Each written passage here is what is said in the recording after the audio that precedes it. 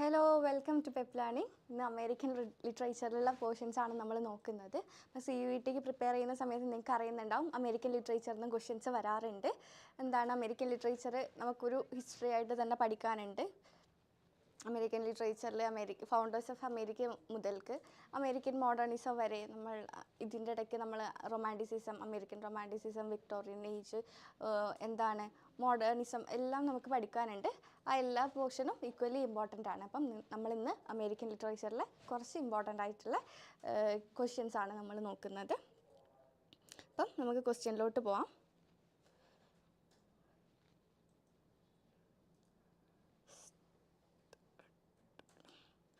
Okay, നമുക്ക് first question എന്താണെന്ന് നോക്കാം. ഫസ്റ്റ് ക്വസ്റ്റ്യൻ നിങ്ങൾ കാണുന്നുണ്ടാവും. Who's Afraid of Virginia Woolf is written by Who's Afraid of Virginia Woolf എന്നുള്ള ഈ ഒരു പ്ലേ നിങ്ങൾക്ക് ഓൾറെഡി അറിയുന്നുണ്ടാവും. അത് ആരാണ് എഴുതിയിട്ടുള്ളതെന്നാണ് ക്വസ്റ്റ്യൻ വന്നിട്ടുള്ളത്. Arthur Miller, Eugene O'Neill, Edward Albee, Tennessee Williams. 4 ഓപ്ഷനാണ് ഉള്ളത്. Who's afraid of Virginia Woolf ആരാ എഴുതിയിരിക്കുന്നത്? ഓപ്ഷൻസ് ഒന്നും കൂടെ വായിച്ചു തരാം. Arthur Miller, Eugene O'Neill, Edward Albee and Tennessee Williams. അപ്പോൾ 4 ഓപ്ഷൻസാണുള്ളത്. ഒന്ന് നിങ്ങൾ ആൻസർ ചെയ്യുക. ഈ ഒരു ഡ്രാമയെക്കുറിച്ച് പറയുകയാണെങ്കിൽ നമ്മൾ അബ്സർഡ് തിയേറ്റർ പഠിക്കുന്ന സമയത്ത് അതിൽ എക്സാമ്പിളായിട്ട് നമ്മൾ ഈ ഒരു ഡ്രാമ നമ്മൾ പഠിച്ചിട്ടുണ്ട്. അറിയുന്നവർ റിപ്ലൈ ചെയ്യാം. ഓക്കെ, നമുക്ക് ആൻസറിലോട്ട് പോകാം. ആൻസർ എന്താണ് വരുന്നത്? എഡ്വേർഡ് ആൽബി ആണ് who's afraid of Virginia Woolf എന്നുള്ള ഈ ഒരു പ്ലേ എഴുതിയിട്ടുള്ളത്. മോഡേൺ പ്ലേ റൈറ്റാണ് എഡ്വേർഡ് ആൽബി. അപ്പം എഡ്വേർഡ് ആൽബിയെക്കുറിച്ച് നോക്കുന്ന സമയത്ത് മോഡേൺ പ്ലേ റൈറ്റാണ്.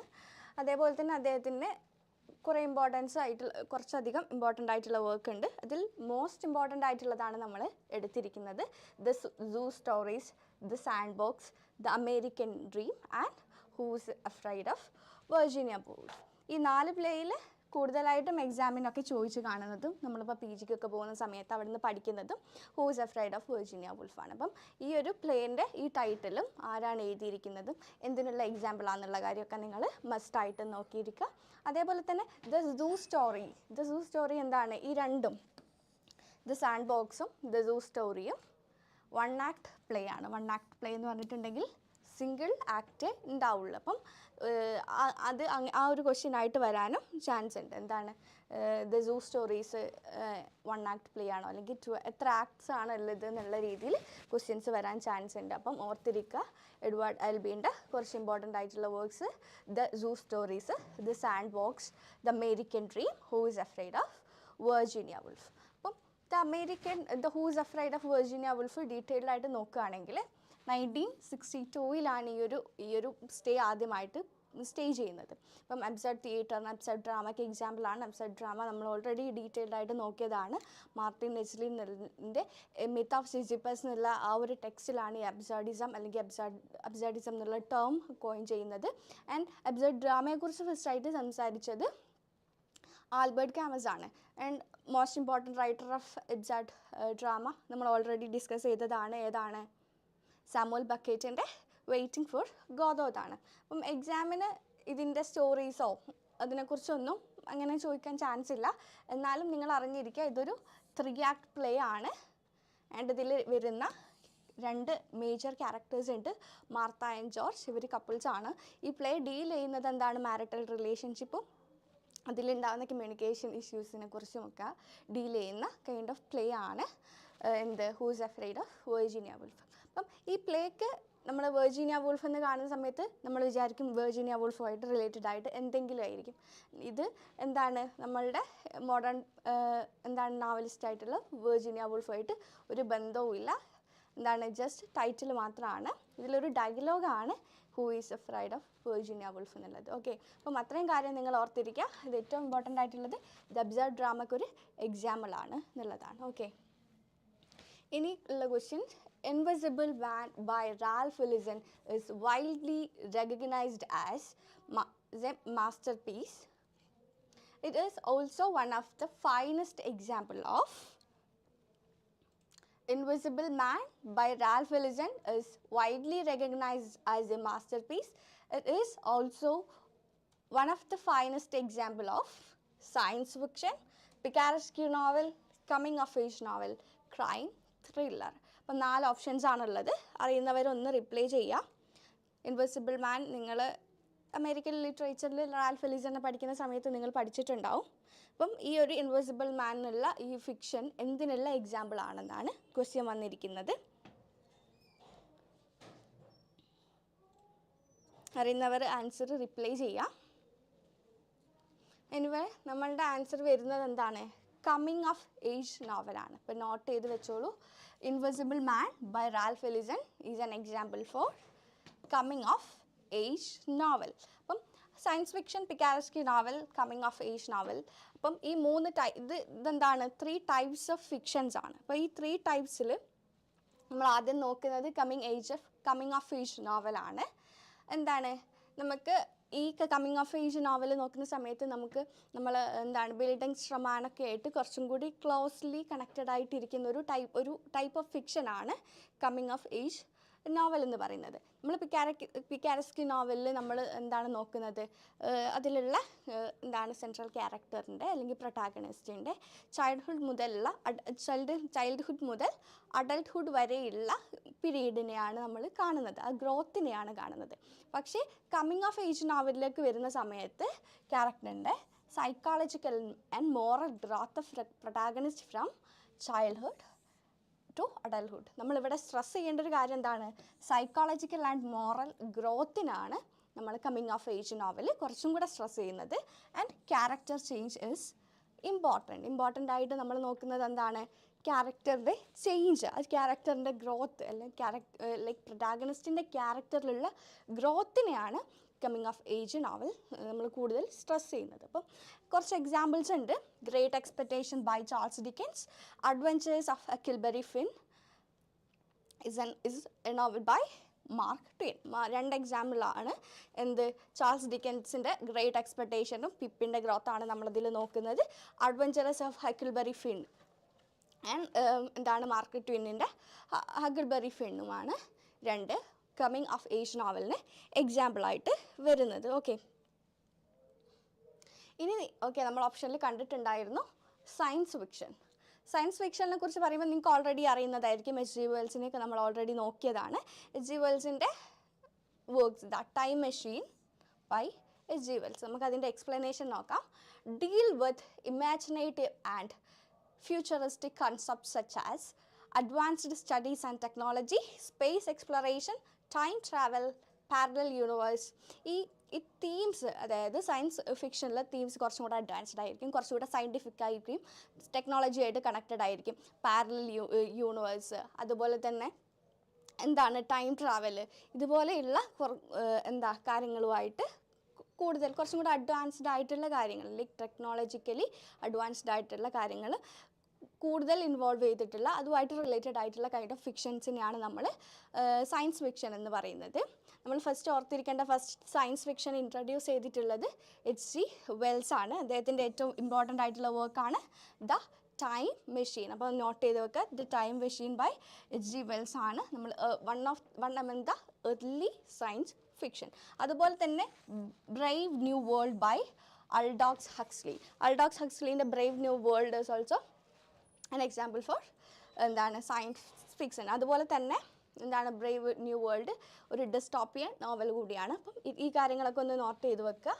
ആൻഡ് ഇനി നോക്കാൻ പോകുന്നത് പിക്കാരസ്ക്യൂ നോവലാണ്. Picaresque novel depicts a rogue's hero who experienced episodic adventure. നമുക്ക് പിക്കാരസ്ക്യൂ നോവൽ എന്ന് പറയുന്ന സമയത്ത് അഡ്വഞ്ചറസ് നോവൽസ് ആയിരിക്കും, സീരീസ് ഓഫ് എപ്പിസോഡ്സ് അഡ്വഞ്ചറൽ ആയിട്ടുള്ള എപ്പിസോഡ്സ് ആയിരിക്കും.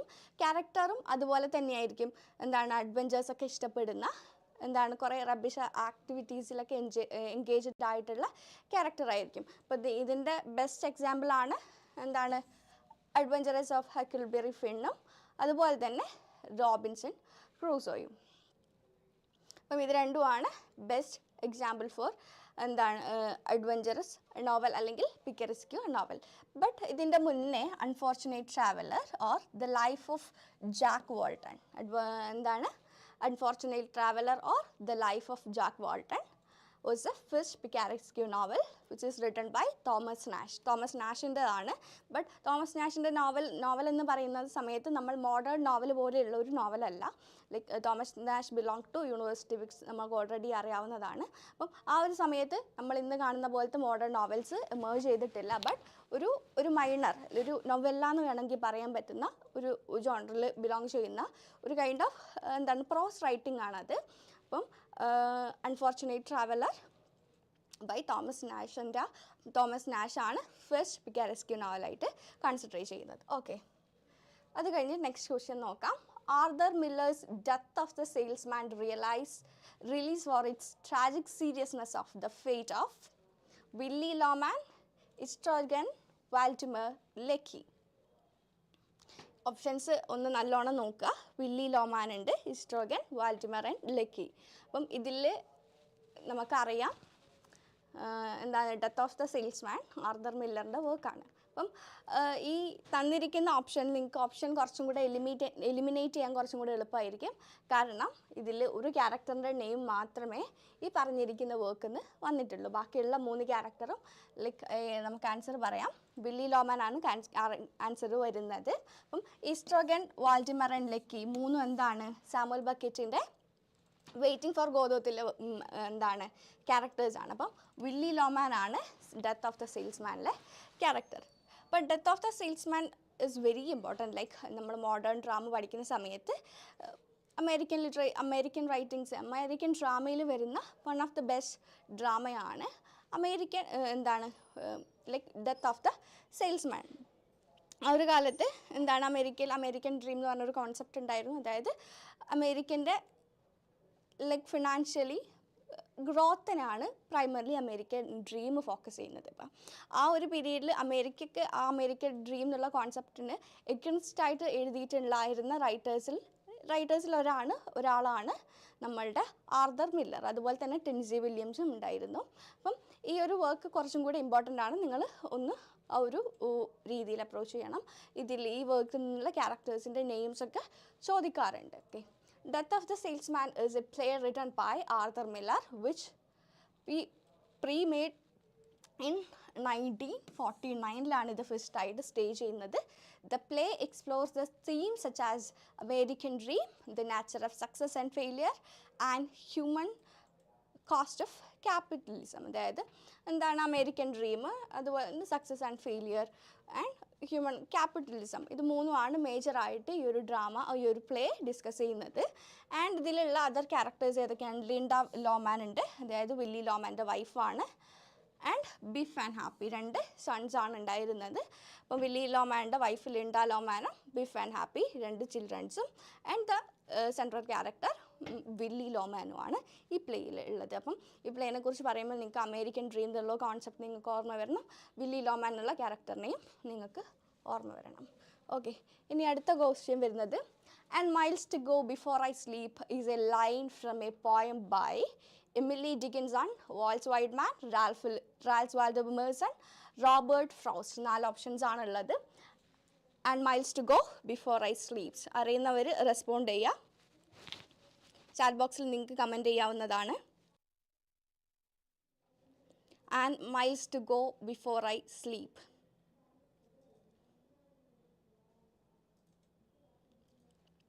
woods are lovely, dark and deep.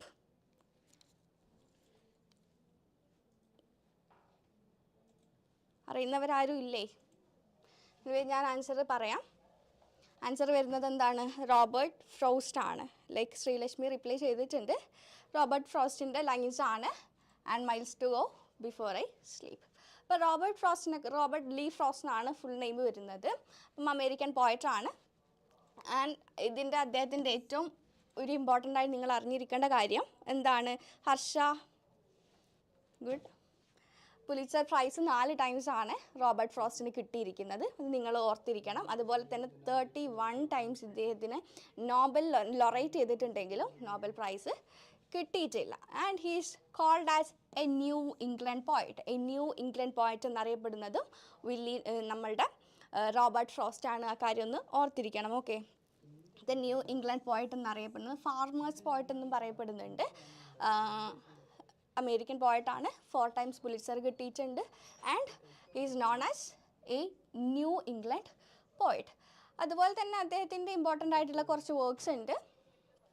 ഏതൊക്കെയാണ്? ബേർച്ചസ് ഉണ്ട്, ആപ്പിൾ പിക്കിംഗ് ഉണ്ട്, അതുപോലെ എന്താണ് birches, apple picking, road not taken, ഇങ്ങനെ കുറച്ച് ഇമ്പോർട്ടൻ്റ് ആയിട്ടുള്ള വർക്ക്സ് ഉണ്ട്.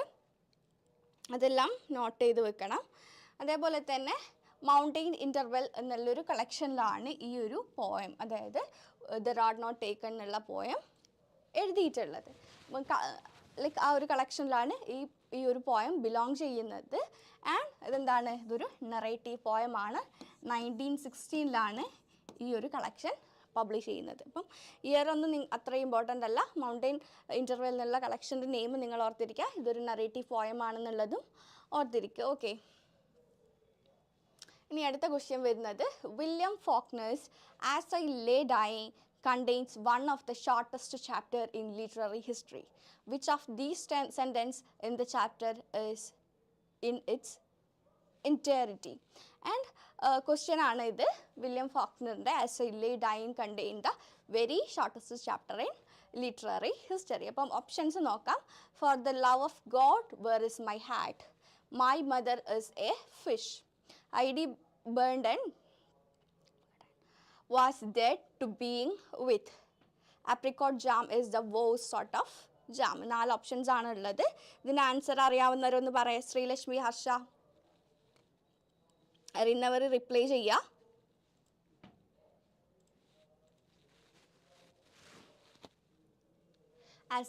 ആസ് ഐ ലേ ഡൈയിങ്ങിലാണ് ഈ ഷോർട്ടസ്റ്റ് ചാപ്റ്റർ ഉള്ളത്. അപ്പോൾ നമുക്ക് ആൻസർ നോക്കാം. ആൻസർ വരുന്നത് my mother is a fish എന്നാണ്. ഓക്കെ, ഇതൊരു ചാപ്റ്ററാണ്, 19th chapter of the text as I lay dying. As I lay dying എന്നുള്ള ടെക്സ്റ്റിലുള്ള 19th ചാപ്റ്ററാണ് my mother is a fish. അതായത് ഈ ഒരു സെൻറ്റൻസ് അല്ലേ, ഇതൊരു ചാപ്റ്ററായിട്ട് കൺസിഡർ ചെയ്യുന്നുണ്ട്. അതായത് ഇതിൽ കൂടുതൽ ലൈൻസ് ഒന്നുമില്ല. ഇതാണ് ഈ ഒരൊറ്റ സെൻറ്റൻസ് ആണ് ആ ഒരു ചാപ്റ്ററിൽ ഉള്ളത്. ഓക്കെ, ആൻഡ് വില്യം ഫോക്നറിനെ കുറിച്ച് പറയുന്ന സമയത്ത് American novelist and short story writer of 20th century 1949 ഇത് നമ്മളുടെ ഫോക്നറിന് നൊബേൽ കിട്ടുന്നത്.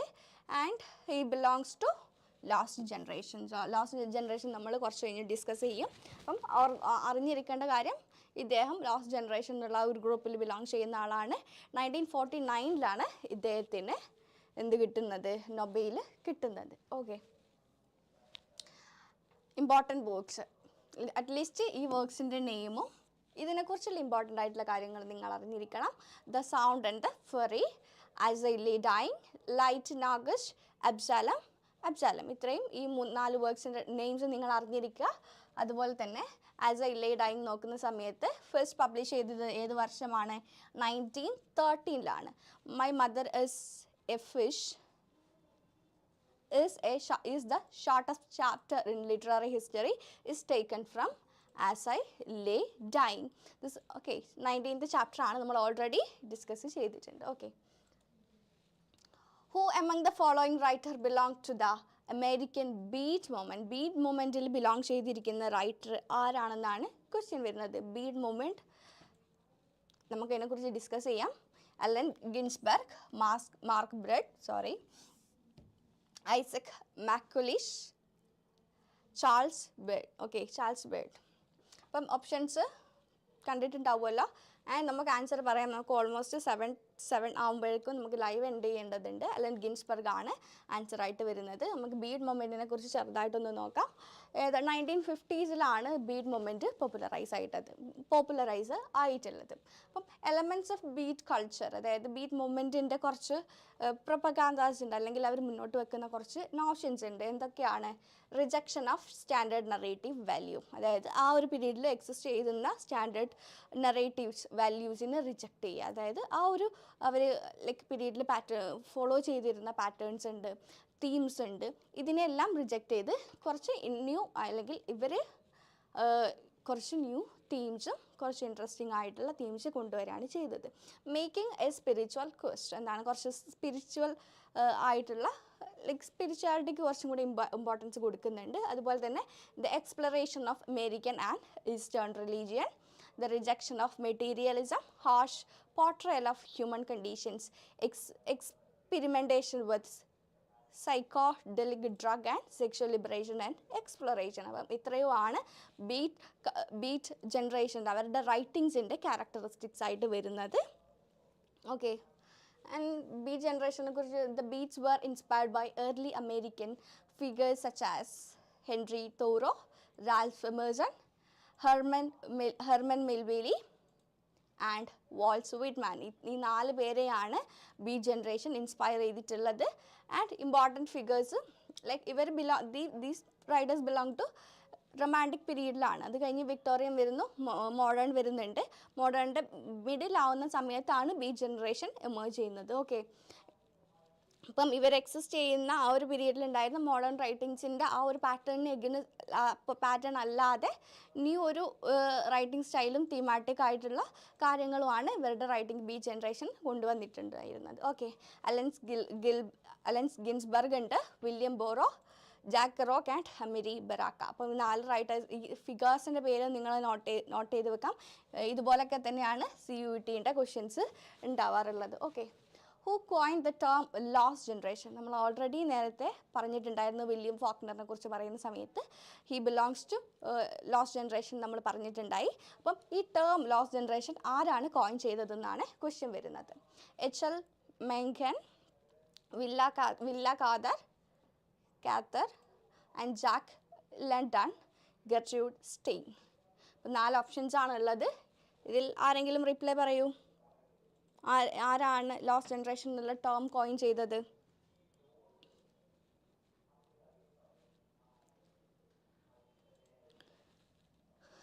ഓക്കെ, ഗെർട്രൂഡ് സ്റ്റെയിൻ ആണ് ഈ ഒരു ടേം കോയിൻ ചെയ്തത്. നോട്ട് ചെയ്ത് വെക്കണം ആരാണ് ഈ ഓരോ ടേമും, സ്ട്രീം ഓഫ് കോൺഷ്യസ്നെസ്, അതുപോലെ ഓരോ ടേമും കോയിൻ ചെയ്തത് ആരാന്നുള്ള ക്വസ്റ്റ്യൻസ് എപ്പോഴും വരാറുണ്ട്. അതുപോലെ തന്നെ എന്താണ് നമ്മൾ മാജിക്കൽ റിയലിസം എന്നുള്ള ടേം കോയിൻ ചെയ്തത് ആരാന്നൊക്കെ ലൈക്ക് എപ്പോഴും എക്സാമിന് ക്വസ്റ്റ്യൻസ് കാണാറുണ്ട്. അപ്പം ഇതുപോലത്തെ ടേംസ് കോയിൻ ചെയ്തത് ആരാന്നുള്ളത് നിങ്ങൾ നോട്ട് ചെയ്ത് വെക്കണം. ലൈക്ക് ലോസ്റ്റ് ജനറേഷൻ എന്താണെന്ന് നമുക്ക് നോക്കാം. The generation that comes of age during world war ഫസ്റ്റിൻ്റെ പീരീഡിൽ വന്നിട്ടുണ്ടായിരുന്ന ഒരു ഗ്രൂപ്പ് ഓഫ് റൈറ്റേഴ്സാണ്, അല്ലെങ്കിൽ ആ ഒരു എന്താണ് വേൾഡ് വാർ ഫസ്റ്റ് വിറ്റ്നസ് ചെയ്തിട്ടുള്ള റൈറ്റേഴ്സാണ് ലോസ്റ്റ് ജനറേഷൻ റൈറ്റേഴ്സ് എന്ന് പറയുന്നത്. Harsha, your answer is correct. Gertrude Stein ആണ് കേട്ടോ. Living in Paris during 1920s ഇവരുടെ ഒരു ലൈക്ക് യൂത്ത്ഫുൾ ആയിട്ടുള്ള ഏജ്, ആ ഏജിൽ അവർ വാർ വിറ്റ്നസ് ചെയ്തിട്ടുണ്ടായിരുന്നു. അവരുടെ റൈറ്റിങ്സിലും അത് റിഫ്ലക്റ്റ് ചെയ്തിട്ടുണ്ടായിരുന്നു. Disillusioned by the horror of war, they rejected the tradition of the older generation and the American dream. അവരും ട്രഡീഷൻസിനെ റിജക്റ്റ് ചെയ്തിട്ടുണ്ടായിരുന്നു. ആൻഡ് അമേരിക്കൻ ഡ്രീമിനെയും റിജക്റ്റ് ചെയ്തിട്ടുള്ള റൈറ്റേഴ്സാണ് ഈ ലോസ്റ്റ് ജനറേഷൻ റൈറ്റേഴ്സ്. അപ്പം ഇത്രയെങ്കിലും നിങ്ങൾ ഓർത്തിരിക്കണം. ഇതിൽ ബിലോങ് ചെയ്യുന്ന ആൾക്കാർ Ernest Hemingway, F Scott Fitzgerald, William Faulkner and TS Eliot. നിങ്ങൾക്കൊരു ഡൗട്ട് ഉണ്ടാവും, TS എലിയട്ട് എങ്ങനെ അമേരിക്കയിലെത്തി? Actually TS Eliot American citizen ആണ്. ലേറ്റർ ഇദ്ദേഹം ഇംഗ്ലണ്ടിലോട്ട് ഷിഫ്റ്റ് ചെയ്ത് സിറ്റിസൺഷിപ്പ് എടുത്തതാണ്. ഓക്കെ, അപ്പം അങ്ങനെ അതൊന്ന് നോട്ട് ചെയ്ത് വെക്കാം. നിങ്ങൾക്ക് ഏറ്റവും ഇമ്പോർട്ടൻ്റ് ആയിട്ട് നിങ്ങൾ അറിഞ്ഞിരിക്കേണ്ടത് ഇവരെ 3 പേരെയാണ്: Ernest Hemingway, F Scott Fitzgerald, William Faulkner and TS Eliot. Who among the following is mourned in Walt's White Man, O Captain, My Captain? Very recent ഡേയ്സിൽ നമ്മൾ നോക്കിയിട്ടുണ്ടായിരുന്നു ഈ ഒരു പോർഷൻ. അപ്പം ഇതിന് ആൻസർ നിങ്ങൾ പറയണം. ഓ ക്യാപ്റ്റൻ മൈ ക്യാപ്റ്റൻ ആരുടെ ഡെത്തിൽ മോൺ ചെയ്തിട്ട് എഴുതിയ പോയമാണ്? Emerson, Ralph Emerson, John Keats, PB Shelley, Abraham Lincoln. 4 options ആണ്. ഈ ഓപ്ഷൻ എലിമിനേറ്റ് ചെയ്യാന്നുള്ളത് നമ്മൾ എക്സാം എഴുതുമ്പോൾ നമ്മൾ ഇമ്പോർട്ടൻ്റ് ആയിട്ട് ചെയ്യേണ്ട ഒരു കാര്യമാണ്. അതായത് ട്രിക്കി ആയിട്ട് എലിമിനേറ്റ് ചെയ്യുക. ലൈക്ക് നമുക്കിപ്പോൾ അറിയുന്നില്ലെങ്കിലും നമുക്ക് ഓപ്ഷൻസ് ബ്രില്യൻ്റ് അല്ലെങ്കിൽ നമ്മൾ ലോജിക്കലി നമ്മൾ എലിമിനേറ്റ് ചെയ്തിട്ടുണ്ടെങ്കിൽ നമുക്ക് ആൻസേഴ്സിൽ എത്താനുള്ള കുറച്ചും കൂടെ ചാൻസസ് കൂടുതലാണ്. അപ്പം ആ ഒരു രീതിയിൽ നോക്കുകയാണെങ്കിൽ ഈ ജോൺ കീറ്റ്സും PB ഷെല്ലിയും എന്താണ്, ദേ ആർ നോട്ട് അമേരിക്കൻസ്. പിന്നെ ഉള്ളത് എമേഴ്സണും അബ്രഹാം ലിങ്കണുമാണ്. ക്യാപ്റ്റൻ മൈ ക്യാപ്റ്റൻ എന്നൊക്കെ പറയുന്ന സമയത്ത് ലിങ്കൺ ആണ്. Harsha, you are right. അപ്പം ആൻസർ എന്താണ്, അബ്രഹാം ലിങ്കൺ ആണ്. അബ്രഹാം ലിങ്കണിൻ്റെ ഡെത്തിൽ മോൺ ചെയ്ത് എഴുതിയൊരു പോയമാണ് എന്താണ് ഓ ക്യാപ്റ്റൻ മൈ ക്യാപ്റ്റൻ. അതുപോലെ തന്നെ ഈ ഒരു poem when lilacs last in dooryard blooms എന്നുള്ള ഈ ഒരു പോയം എന്താണ് എബ്രഹാം ലിങ്കണിൻ്റെ ഡെത്തിൽ മോൺ ചെയ്ത് എഴുതിയ പോയമാണ്. ഇതൊന്ന് നോട്ട് ചെയ്ത് വെക്കുക. ആൻഡ് വൈറ്റ് മാനെ കുറിച്ച് പറയുന്ന സമയത്ത് പോയറ്റാണ്, പെയിൻറ്ററാണ്, സ്കൂൾ ടീച്ചറാണ്, ജേർണലിസ്റ്റാണ്, പബ്ലിഷറാണ്. അപ്പോൾ ഇത്രയും he is doing so much of things in his life. Poets ഉണ്ട്, പോയറ്റാണ്, പെയിൻറ്ററാണ്, സ്കൂൾ ടീച്ചറാണ്, എന്താണ് ജേർണലിസ്റ്റാണ്, പബ്ലിഷറാണ്. അതുപോലെ തന്നെ അദ്ദേഹത്തിൻ്റെ ഇമ്പോർട്ടൻ്റ് വർക്കാണ് song of myself, leaves of grass and when lilac last in dooryard bloomed. അപ്പം വാൾസ് വൈറ്റ്മാനെ കുറിച്ച് പറയുന്ന സമയത്ത് നമുക്ക് കുറച്ചും കൂടെ അധികം കാര്യങ്ങൾ സംസാരിക്കാനുണ്ട്. അതായത് നമ്മൾ ഈ ഒരു വർക്കില്ലേ ലീവ്സ് ഓഫ് ഗ്രാസിലും ഈ സോങ് ഓഫ് മൈസെൽഫിൽ like I heard America sing എന്നുള്ള പോയമൊക്കെ വരുന്നത് സോങ് ഓഫ് മൈസെൽഫിലാണ്. ഫുൾ ഓഫ് എന്താണ് നാഷണലിസം ആണ് അദ്ദേഹത്തിൻ്റെ ലൈക്ക് മെയിൻ തീം. അദ്ദേഹത്തിൻ്റെ എല്ലാ പോയറ്റിലും ഉണ്ടായിരുന്ന മെയിൻ ആയിട്ടുള്ള തീം എന്താണ് അമേരിക്കൻ ലൈക്ക് നാഷണലിസമാണ്. അതുപോലെ തന്നെ leaves of ഗ്രാസിൽ profits of democracy എന്നാണ് നമ്മൾ എന്താണ് വൈറ്റ് മാൻ അറിയപ്പെടുന്നത്. ഇതൊന്ന് നോട്ട് ചെയ്ത് വെക്കുക, പ്രൊഫറ്റ് ഓഫ് ഡെമോക്രസി. അത് ഈ ഒരു പോയത്തിലും അദ്ദേഹം ഡെമോക്രസി എന്നുള്ള തീം കൊണ്ടുവരുന്നുണ്ട്. അതുപോലെ തന്നെ വെൻ ലൈലാക്ക് ലാസ്റ്റ് ഇൻ ഡ്യൂറിയാറ്റ് ബ്ലൂമിൽ എന്താണ് അത് എലിജിയാണ് അബ്രഹാം ലിങ്കൻ്റെ ഡെത്തിൽ മോൺ ചെയ്തിട്ടുള്ള ലാമെൻ്റ് ചെയ്തിട്ടുള്ള ഒരു മെലങ്കോളിക് ആയിട്ടുള്ള ഒരു എലിജിയാണ് ഈ ഒരു when lilac last in dooryard bloomed. അതുപോലെ തന്നെ the only novel written by American writer and poet Sylvia Plath is the bell jar, to the lighthouse, the colour purple, the bluest eyes. Answer പറയട്ടെ Sreelakshmi and Harsh, answer പറയൂ. ഇതിലും നിങ്ങൾ നോക്കി അറിയാം to the lighthouse ആരെഴുതിയ വർക്കാണ്. To the lighthouse ആരെഴുതിയ വർക്കാണ്. To the lighthouse Virginia വോൾഫിൻ്റെതാണ്. കളർ പർപ്പിൾ ആലിസ് വാക്കറിൻ്റെതാണ്. ദ ബ്ലൂവസ്റ്റ് ഐ ടോണി മോറിസൻ്റെതാണ്. ആൻഡ് ദ ബെൽജാർ ആണ് നമ്മളുടെ സിൽവിയ പ്ലാത്ത് എഴുതിയിട്ടുള്ള ആകെ ഉള്ള എന്താണ് ഫിക്ഷണൽ വർക്ക് അല്ലെങ്കിൽ നോവൽ എന്ന് പറയാം. ഓക്കെ, അപ്പോൾ സിൽവിയ പ്ലാത്തിനെ കുറിച്ച് പറയുന്ന സമയത്ത് she belong to confessional group of poetry. എന്താണ് ആമി ലോവലിനെയും ആൻ സാക്സൻ്റെയൊക്കെ പോലെ ആ ഒരു ഗ്രൂപ്പിൽ കൺഫെഷണൽ പോയിട്രി എന്നുള്ള ഗ്രൂപ്പിൽ ബിലോങ് ചെയ്തിട്ടുള്ള റൈറ്റേഴ്സാണ്. അപ്പോൾ കൺഫെഷണൽ ഗ്രൂപ്പ് ഓഫ് പോയിട്രി എന്താണ് 1950s ഇത് എമേർജ് ചെയ്യുന്നത്. ഇവരെല്ലാം ആ ഗ്രൂപ്പിൽ ബിലോങ് ചെയ്യുന്നതാണ്. നമ്മൾ ഇന്ത്യയിലോട്ട് വരുമ്പോൾ കേരളത്തിലോട്ട് വരുന്ന സമയത്ത് എന്താണ് നമ്മളുടെ Kamala Suraiyya also belong to this group of poetry.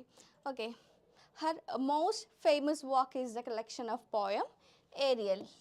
നമ്മൾ ഈ അടുത്ത് വെരി ലാസ്റ്റ് ഡേ നമ്മൾ ടെമ്പസ്റ്റ് എന്നുള്ള പോയം ലൈക്ക് പ്ലേ ഡിസ്കസ് ചെയ്യുന്ന സമയത്ത് നമ്മൾ പറഞ്ഞിട്ടുണ്ടായിരുന്നു ഏരിയൽ എന്നുള്ള ക്യാരക്ടർ. ആ ക്യാരക്ടറിനെ ഇൻഫ്ലുവൻസ് ചെയ്ത് എഴുതിയ പോയമാണ് Ariel. Okay, and other notable works bell jar already is there, daddy ഉണ്ട്, ലേഡി ലസാറസ് ഉണ്ട്, ചിലിപ്സ് ഉണ്ട്. അപ്പം ഈ വർക്ക്സിൻ്റെ ടൈറ്റിൽ നിങ്ങൾ ഓർത്തിരിക്കണം bell jar, daddy, lady Lazarus and ചിലിപ്പ്. അതുപോലെ തന്നെ ഏരിയലും. ഇത് കഴിഞ്ഞിട്ട് which of the novel by Hemingway does Santiago figures? The son of Ulster rises, from whom the bell tolls a farewell to arms, the old man and the sea. Answers, come on.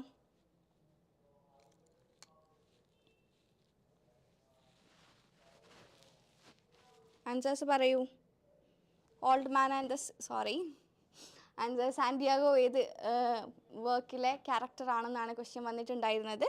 എന്താണ് old man and സീയിലെ ക്യാരക്ടറാണ് Santiago. Okay, അപ്പോൾ Santiago ഈ ഒരു ഇതിൻ്റെ ഒരു explanation ഞാൻ പറഞ്ഞുതരാം. ഈ ഒരു വർക്ക് എഴുതിയിട്ടുള്ളത് the old man and sea എന്നുള്ള വർക്ക് എഴുതിയിട്ടുള്ളത് ആണസ്റ്റ് ഹമ്മിങ് ആണ്. സാൻഡിയാഗോ അതിലെ ക്യാരക്ടറാണ്. 70 years ഓൾഡ് മാൻ ആണ് സാൻഡിയാഗോ. അതുപോലെ തന്നെ സാൻഡിയാഗോനെ പോലെ തന്നെ മാർലിൻ, മനോളിൻ എന്നുള്ള 2 ക്യാരക്ടേഴ്സും വരുന്നുണ്ട്. Like marlin is the name of a fish and Manolin is a boy. അപ്പം ഈ 3 ക്യാരക്ടേഴ്സാണ് ഈ ഒരു വർക്കിലുള്ളത്. ലൈക്ക് അതെന്താണ്, 84 days കണ്ടിന്യൂസ് ആയിട്ട് സാൻഡിയാഗോ കടലിൽ പോകുന്നുണ്ട്. എന്തിന്, ലൈക്ക് മീനിനെ പിടിക്കാൻ വേണ്ടിയിട്ട്. അപ്പം 84th day ആണ് അദ്ദേഹത്തിന് കിട്ടുന്നത്. അത്രയും ദിവസം he's trying and trying until ആ ഫിഷ് കിട്ടുന്നവരേക്കും ട്രൈ ചെയ്യുന്നുണ്ടായിരുന്നു. ബട്ട് ലൈറ്റർ സീഷോറിലേക്ക് തിരിച്ചു വരുന്ന സമയത്ത് അദ്ദേഹത്തിന് ഫിഷ് കൊണ്ടുവരാൻ പറ്റുന്നില്ല. ആൻഡ് സീയിൽ വെച്ച് ബാറ്റിൽ, ലൈക്ക് എന്താണ്, സാൻഡിയാഗോവും ഫിഷുമായിട്ട് ബാറ്റിൽസ് നടക്കുന്നുണ്ട്. ആൻഡ് തിരിച്ചു വരുന്ന സമയത്ത് ബോണല്ല മുള്ള് മാത്രമായിട്ടാണ് തിരിച്ചു വരുന്നത്. അപ്പം ഈ ഒരു വർക്കിലാണ് നമ്മളുടെ men can be destroyed but not defeated എന്നുള്ള കോട്ട് വരുന്നത്. അതൊക്കെ ഒന്ന് നോട്ട് ചെയ്ത് വെക്കാം. അതൊക്കെ അതേപോലെ ക്വസ്റ്റ്യന് എക്സാമിന് വരാറുണ്ട്. അപ്പം സാൻഡിയാഗോ എന്നുള്ള ക്യാരക്ടർ ഏത് വർക്കിലാണ് വരുന്നത്? The old man and sea എന്നുള്ള വർക്കിലാണ് വരുന്നത്. ഓക്കെ, അപ്പം അടുത്ത ക്വസ്റ്റ്യൻ നോക്കുക. Who made the comment that all modern American literature comes from one book by Mark Twain called Huckleberry Finn? ഇതൊരു സ്റ്റേറ്റ്മെൻ്റ് ആണ്, ഒരാൾ പറഞ്ഞിട്ടുള്ള ഒരു സ്റ്റേറ്റ്മെൻ്റ് ആണ്. അതായത് അമേരിക്കൻ നോവൽ ബിഗിൻ ചെയ്യുന്നത് ഹക്കിൾബറി ഫിന്നോട് കൂടിയാണെന്നാണ് ഈ ഒരു സ്റ്റേറ്റ്മെൻറ്റ് പറയുന്നത്. അപ്പം ഈ ഒരു സ്റ്റേറ്റ്മെൻറ്റ് നടത്തിയത് ആരാണെന്നാണ് question. Henry James, William Faulkner, Jack London and ആണസ്റ്റ് humming. അപ്പം ആൻസർ എന്താണ്? ആണസ്റ്റ് ഹമ്മിങ് ആണ് ഇങ്ങനെ ഒരു സ്റ്റേറ്റ്മെൻറ്റ് നടത്തിയത്. ഇപ്പം ഈ ഒരു ക്വസ്റ്റ്യനും എക്സാമിന് ഇടയ്ക്കിടയ്ക്ക് വരാറുണ്ട്. അപ്പം ഹക്കിൾബറി ഫിൻ നമുക്ക് ഇമ്പോർട്ടൻ്റ് ആയിട്ട് നോക്കേണ്ട ഒരു നോവലാണ്. അപ്പം ഇത്രയുമാണ് ഇന്ന് ഈ ഒരു ഡേയിൽ നമ്മൾ ഡിസ്കസ് ചെയ്യുന്നത്. കുറച്ച് ഫാസ്റ്റായിട്ട് നമ്മൾ ചെയ്തിട്ടുണ്ടായിരുന്നു. നമുക്ക് ഡീറ്റെയിൽഡ് ആയിട്ട് നെക്സ്റ്റ് ഡേ നാളെ നമ്മൾ ഇംഗ്ലീഷിൻ്റെ ലൈവ് ഉണ്ടാവും. അത് കഴിഞ്ഞ് നമ്മൾ നെക്സ്റ്റ് മൺഡേ ആയിരിക്കും ലൈവ് ഉണ്ടാവുന്നത്. അപ്പം എല്ലാ മൺഡേ, ട്യൂസ്ഡേ, വെനസ്ഡേ ഈ 3 days ഇംഗ്ലീഷിൻ്റെ CUET PG പ്രിപ്പയർ ചെയ്യുന്നവർക്ക് വേണ്ടി ലൈവ്